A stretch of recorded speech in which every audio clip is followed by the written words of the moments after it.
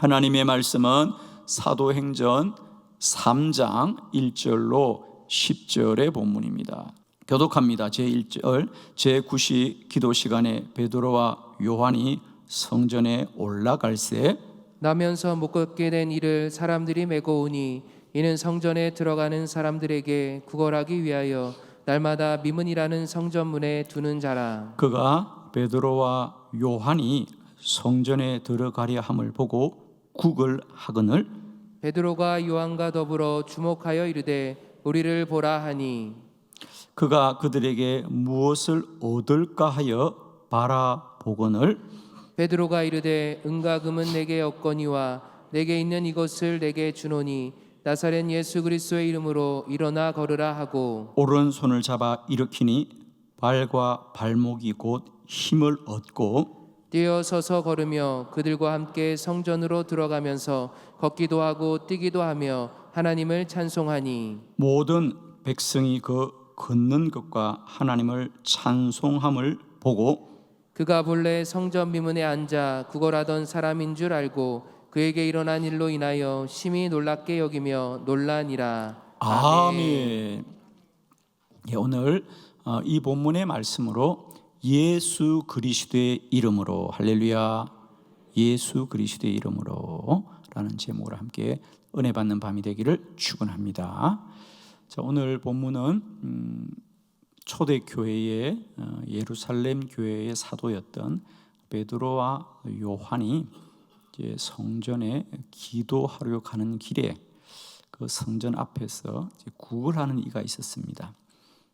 그는 동전을 구걸하고 있었지만은 베드로와 요한은 그에게 동전은 줄 수 없었지만은 그가 믿고 있는 예수 그리스도의 이름으로 그에게 선포하여 기도하자.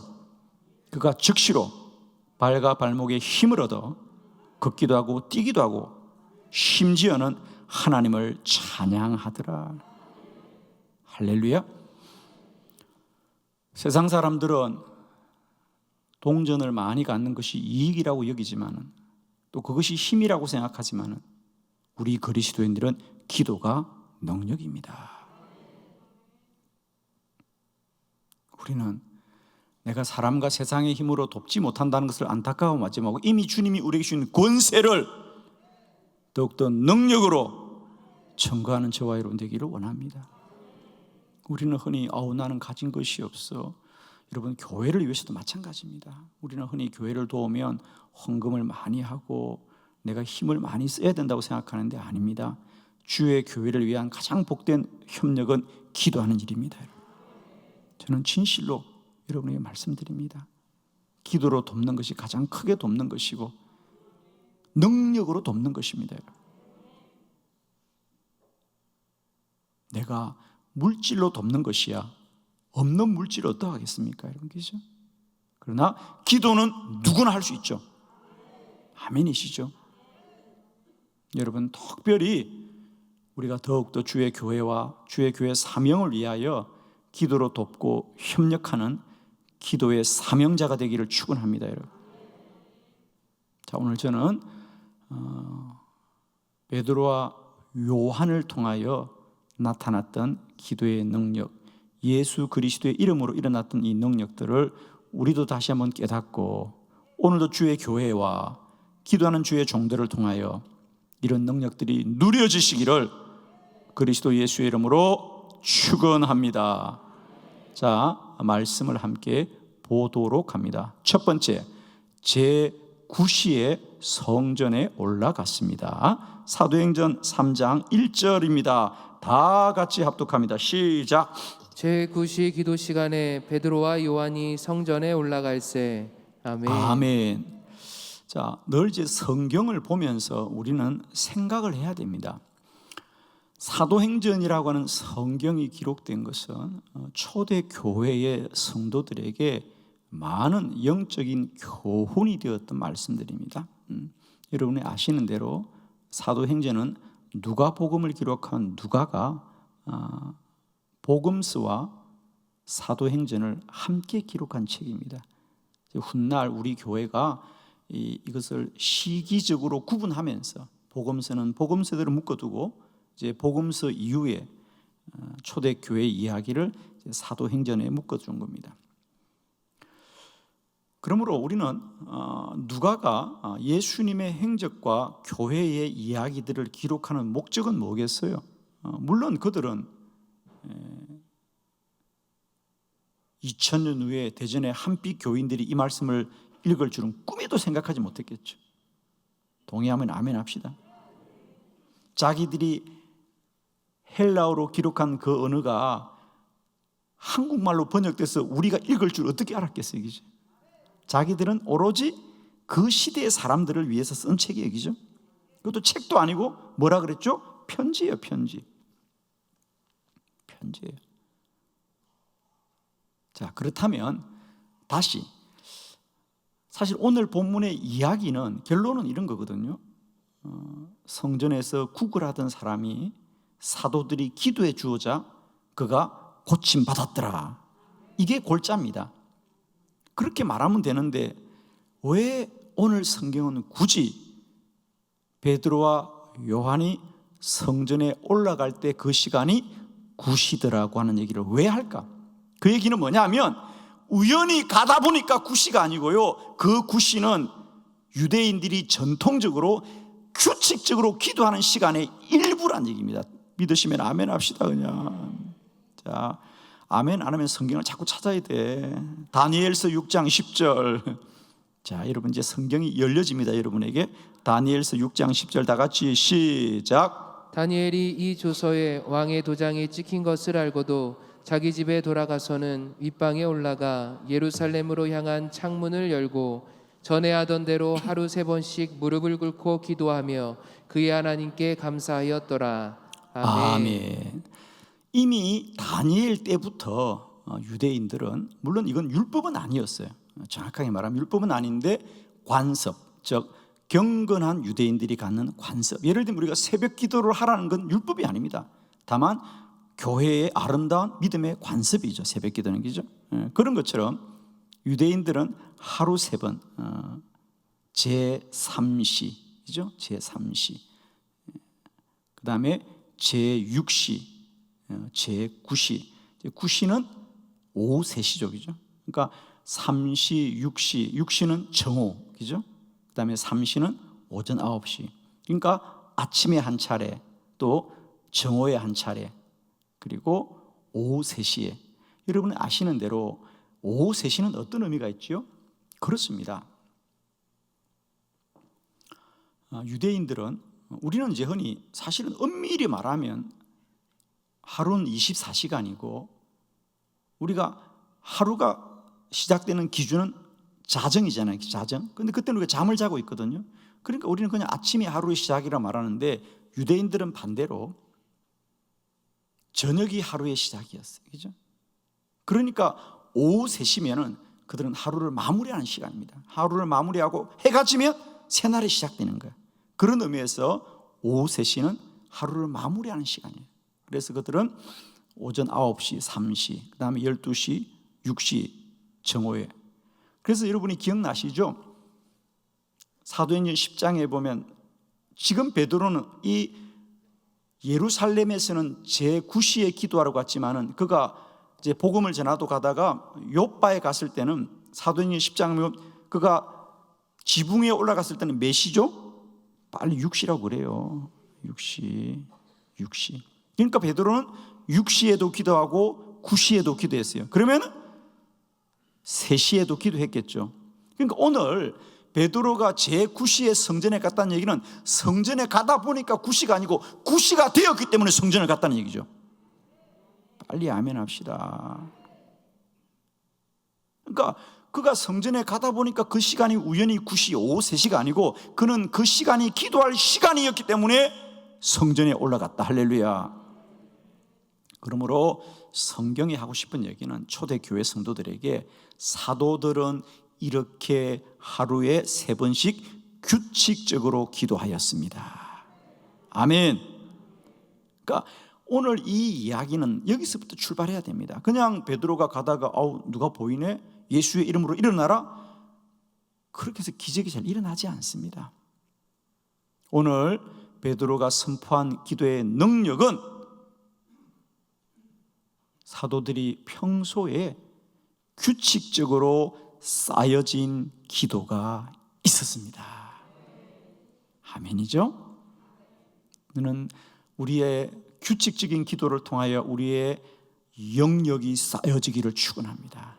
저는 우리 한빛교회가 기도가 쌓여지는 재단 되기를 바랍니다. 아멘이죠? 그래서 베드로와 요한이 성전에 가다가 누구를 만났다라고 말하지 않고 성경은 제9시에 성전에 올라갔다. 그 얘기는 우리만 모를 뿐이지 초대교회 성도들은 다 그 말씀을 읽는 순간 9시는 기도하는 시간이었지. 사도가 기도할 시간에 올라가는 거였구나. 그런 걸 보면서 그들은 마음속에 어떤 생각이 다시 드느냐? 우리가 규칙적으로 기도하는 것이 참으로 중요하구나. 이런 것이 깨달아집니다. 여러분에게도 축복합니다. 우리들의 기도가 쌓여지는 기도가 되길 바라고요. 쌓여진 기도는 입술을 열어 선포할 때마다 능력으로 역사합니다. 여러분. 두 번째 말씀을 함께 보도록 하겠습니다. 나면서 못 걷는 사람이었다. 우리 2절의 말씀을 다 같이 먼저 합독합니다. 시작. 나면서 무겁게 된 이를 사람들이 메고 오니 이는 성전에 들어가는 사람들에게 구걸하기 위하여 날마다 미문이라는 성전문에 두는 자라. 아멘. 두 번째는 그렇게 해서 나음을 받은 사람에 대한 소개를 하고 있습니다. 그 사람은 그냥 못 걷는 사람이 아니고 나면서부터 걷지 못하는 사람이다. 그냥 그 사람을 보니까 구걸하고 있는 걷지 못하는 사람이다 말하지 않고 그는 태어나면서부터 그렇게 태어난 거죠. 그러니까 아마 태어나면서부터 장애가 있었던 거죠, 그죠? 그냥 건강하다가 사고가 난 게 아니고, 그죠? 그러니까 그는 살아오면서 자신의 운명이 그렇다고 생각했어요. 특별히 유대인들은 그 당시만 해도 앞을 못 보거나, 그죠? 나병에 걸리거나 또 이런 몸에 장애를 가지고 태어나는 것은 그들이 살아야 될 운명으로 생각했습니다. 그래서 사실은 예수님께서 소경의 눈을 뜨게 해주었다 할 때도 그런 논란이 있지 않습니까? 이 사람이 태어나면서도 눈이 어두워지는 것은 누구의 죄 때문에 그러냐? 본인의 죄냐? 태어나지도 않는데 무슨 죄가 있냐? 그럼 부모님의 죄냐? 이럴 때 우리 주님이 말씀합니다. 그건 누구의 죄도 아니고 누구의 잘못도 아니고 그를 통하여 하나님의 영광을 나타내기 위함이다 그랬죠. 오늘 베드로와 요한이 기도하여서 그 사람을 고쳐준 것도 놀랍지만 더 중요한 것은 그 사람에게 일어난 이 일은 그는 한 번도 꿈꿔본 적이 없는 일입니다. 그냥 나는 이렇게 살아야 된다. 나의 운명이라고 여기고 살아갑니다. 그런데 그 운명을 우리 주 예수 그리스도의 이름으로 변화시킵니다. 우리도 살아가면서 때때로 삶이 너무 힘들면요 그런 생각합니다. 이게 내 운명인가 보다. 내 운명인가 보다 생각합니다. 그렇습니다. 우리가 바꿀 수 없는 운명이라고 여기는 것도 이제는 우리 주 예수 그리스도의 이름으로 운명을 바꾸는 능력이 있는 줄 믿습니다. 그래서 이 사람은 사람들이 자기에게 주목을 하면 그는 다른 관심이 없어요. 누가 나에게 또 뭔가 동전을 주려고 하는구나. 그래서 오늘 본문에 보면 이 베드로와 요한이 그를 바라볼 때 그는 뭐라고 생각했느냐? 5절에 보면 그가 나면서부터 걷지 못하는 사람은 저 사람들이 나를 쳐다보는 거 보니까 내가 저들에게 무엇을 얻을까 하고 바라봅니다. 그 무엇이란 건 동전이죠, 그죠? 구걸하는 겁니다. 그러나 기도의 능력은 그는 동전을 구하였지만 베드로와 요한은 그의 운명을 바꾸었다. 일어나 뛰기도 하고 걷기도 하고 주를 찬양하는 아멘이죠.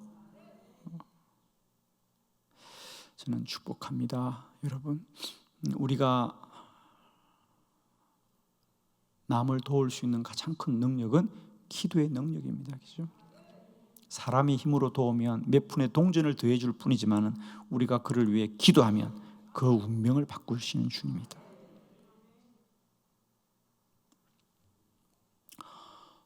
저는 오래전에 제가 어느 선교사님의 글을 읽고 참 제 마음에도 내가 어떤 목회자로 목회를 해야 될 것인가에 대한 교훈을 얻었던 이야기 중에 하나가, 인도에 선교하셨던 선교사님이 열심히 시골에 가서, 선교사님들이 시골에 가면 늘 그렇죠. 그냥 아이들이 헐벗으니까 먹여주고 또 애들이 공부를 못하니까 가르치고, 그게 선교사님들이 하시는 일입니다. 안타까우니까, 그죠? 그런데 그 마을에 아이가, 똑똑한 아이가 있었는데 태어나면서 장애를 알았어요. 다리를 절었어요. 아이가 참 총명하고 아이가, 그래서 이 선교사님 마음에 저 아이를 좀 고쳤으면 좋겠다. 그런데 가난한 인도에서는, 그리고 의료의 이 수준이, 그 아이는 그것을 고칠 수가 없어요. 이분은 자기 미국에서 왔기 때문에 생각해 보니까 저 아이를 미국에 좀 보내서 내가 아는 사람들의 도움을 받으면 고칠 것 같아요. 그래서 이 선교사님이 그 아이를 미국에 이렇게 아는 분들을 통해서, 그죠? 아이가 고쳐서 수술이 된 거예요. 아이가 이제 정상이 된 거 얼마나 좋습니까? 그래서 그 기쁘고 너무 좋은 일이 일어났죠. 그렇게 해서 인도에서 사역을 하다가 이제 아이도 잘 자라고 있는데, 이제 선교사님은 이제 기한이 다 되어서 본국으로 돌아가셨어요. 시간이 많이 지났겠죠. 그러다가 선교사님이 인도에 가실 일이 있어서 자기가 시골에 사역하던 그 마을이 궁금해서 그 마을을 찾아가 보았겠죠. 그리고 그때 가장 인상 깊었던 일이 그 저는 아이를 고쳐준 일이고, 선교사님도 그 이후로도 그 아이가 생각이 나니까 안부를 물었던 거죠. 그때 그 아이 있지 않아요? 마을 사람이 다 알지요, 누구나. 그때 그 아이 지금 어떻게 되었어요? 그러니까 그 아이는 안타깝게도 지금 교도소에 있다는 거예요. 왜 그렇게 되었느냐? 그 아이가 건강해지긴 했지만은 잘못된 일에 빠져가지고 불황아가 되어서 교도소에 가 있다. 그때 선교사님이 가슴을 치면서, 내가 그때 그 아이에게 고쳐줘야 될 것은 그 아이의 아픈 다리가 아니라 그 영혼을 구원했어야 되는데 내가, 그러면서 울면서 통곡했다는 거. 우리는 때때로 그렇습니다. 남을 도와주는 것이 물질로 도와주고 힘으로 도와주면 많이 도운다고 생각하는데, 정말로 우리가 도와야 될 것은 기도로 도와야 되는 것이, 영혼을 살려야 되는 것이. 우리가 돈으로 도우면 돈만 도우는 것이면, 우리가 기도로 도우면 그 인생을 바꿔주는 거거든요. 저는 그때 목회자가 뭘 해야 될지 참 크게 많이 깨달았습니다. 우리는 때때로 남을 돕는 것을 그저 돈을 도와주고 힘으로 도와주면, 쓸 것을 도와주면 다 돕는다고 생각하는데, 기도로 도와야만이 그 삶이 변화되는 거죠. 자, 세 번째 말씀, 예수 그리스도의 이름으로 일어나 걸었습니다. 우리 6절 말씀 다 함께 봅니다. 시작. 베드로가 이르되 은과 금은 내게 없거니와 내게 있는 이것을 내게 주노니 나사렛 예수 그리스도의 이름으로 일어나 걸으라 하고. 아멘. 아멘. 베드로와 요한이 은과 금은 내게 없다, 그러나 내게 있는 이것을 너에게 주노니 나사렛 예수 그리스도의 이름으로 일어나 걸어라. 참, 선포 기도의 능력이다. 할렐루야. 오늘도 우리가 주 예수의 이름으로 선포할 때마다 하나님이 역사하실 줄 믿습니다. 예수 그 이름에 능력이 있습니다. 그 즉시로 그가 발과 발목에 힘을 얻어서 걷기도 하고 뛰기도 하고 하나님을 찬송하더라. 오늘날 우리 교회는 반대죠. 초대교회는 정말 돈이 없었어요. 가진 게 없었어요. 그러나 우리 주 예수 그리스도로 충만했습니다. 그러나 오늘날 교회는 화려한 건물을 가지고 있고 많은 물질을 가지고 있습니다. 오늘 세상 사람들이 생각하는 교회는 돈이 많은 곳으로 생각합니다. 그러나 안타깝게도 우리는 예수 이름의 능력이 사라졌습니다. 오늘날 우리들 교회 안에서 기도해서 병든 자가 고쳤다는 얘기를 어디 들어봅니까, 여러분? 정말 신기할 정도 아닙니까? 요즘 교회에서 병든 자가 고침받았다는 얘기를 듣기가 힘듭니다, 여러분. 다시 한번 주님의 교회가 은과 금이 없지만 예수의 이름의 능력이 충만한 하나님의 교회로 세워지기를 축원합니다, 여러분.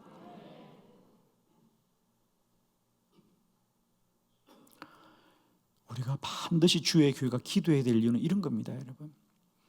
그 사람이 성전 앞에서 그 성전을 드나드는 사람들을 바라보면서 무슨 생각했겠어요? 무슨 생각했겠어요, 여러분? 그래요. 저 사람들은 저렇게 멀쩡하게 차려입고 하나님을 예배한다고 저렇게 다니는데 나는 뭘까? 저들이 예배하는 저 하나님을 예배하고 싶었겠어요? 아니에요. 하나님은 왜 내게 이런 불행을 주셨습니까? 그는 원망하고 원망했을 겁니다, 여러분. 그런데 오늘 놀랍죠, 여러분. 베드로와 요한이 그들에게 동전을 더 주었다면 그가 하나님을 찬양할까? 저는 오늘 말씀에 정말 은혜가 되었던 것은 8절의 말씀이죠. 우리 한번 다시 8절을 크게 한번 합독해 볼까요? 시작. 뛰어서서 걸으며 그들과 함께 성전으로 들어가면서 걷기도 하고 뛰기도 하며 하나님을 찬송하니. 아멘. 이제 그들과 함께, 그들이 누구죠? 성전에 예배하는 자들입니다. 그전에는 그들이 늘 그는 차별주로 느껴졌어요. 저 사람들은 얼마나 복을 받았기에 저렇게 두 발로 걸었어. 그리고 그들은 무슨 복을 받았기에 하나님을 다 예배 드릴까? 그는 걷지도 못하고 나는 왜 이런 운명으로 태어났는가? 그 사람들은 주님을 찬양할 때 그는 주님을 원망했겠죠. 그런데 놀라운 기적은 여기 있습니다. 이제 그도 뛰어서서 걸으며 그들과 함께 성전으로 들어가더라. 그는 지금까지 성전 입구에만 있었어요. 들어가지 못했어요. 그리고는 하나님을 찬송하더라. 그를 동전으로 도왔다면 어떻게 이런 일이 일어나겠습니까? 그러나 기도로 돕자 하나님을 찬송하더라. 할렐루야. 기도로 돕는 일이 가장 큰 일입니다, 여러분. 사랑하는 성도 여러분, 우리가 주의 교회를 더욱더 기도로 돕는 사명자가 되시기를 원합니다. 여러분, 왜 제가 우리 교회 입구에다가 열방의 기도의 숲을 이루어가는 기도학교 그리고 400교회 이름을 다 붙여놨습니다. 저는 저 400교회가 1000교회가 되고 2000교회가 되고 5000교회가 되고 7000교회가 될 줄로 믿습니다. 기도해 주십시오. 아득해 보이지만 하나님이 나면서부터 걷지 못하는 자에게도 역사하셔서 운명을 바꿔주시지. 저는 목사로서 이 성경을 볼 때마다 어떤 마음인지 아세요? 어쩌면 이 땅의 교회가 이렇게 앉아있는 사람과 같을지도 모르겠구나. 그러나 기도하면 하나님이 역사하실 것이다. 저는 요즘 그런 가슴이 뛰어요. 하나님은 언제나 내 가슴이 뛸 때부터 역사하셨어요. 아멘이에요, 여러분. 저는 새벽 기도 마치고 저녁 기도 마칠 때마다 혼자서 개인적으로 기도하는 시간에는 하나님, 400교회가 내년에 1000교회 되게 해주세요. 2000교회 되게 해주세요. 3000교회 되게 해주세요. 7000교회 되게 해주세요. 하나님이 그리 이루실 것입니다. 한빛교회 큰 나무가 되는 것을 꿈꾸지 마시고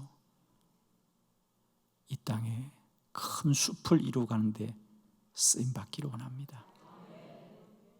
하나님이 그리 하실 것입니다. 우리가 새벽 저녁으로 왜 우리 목사님들이 130개 교회 이름을 부르면서 기도하겠습니까? 저는 그 기도를 하나님이 들어 역사하실 줄 믿습니다.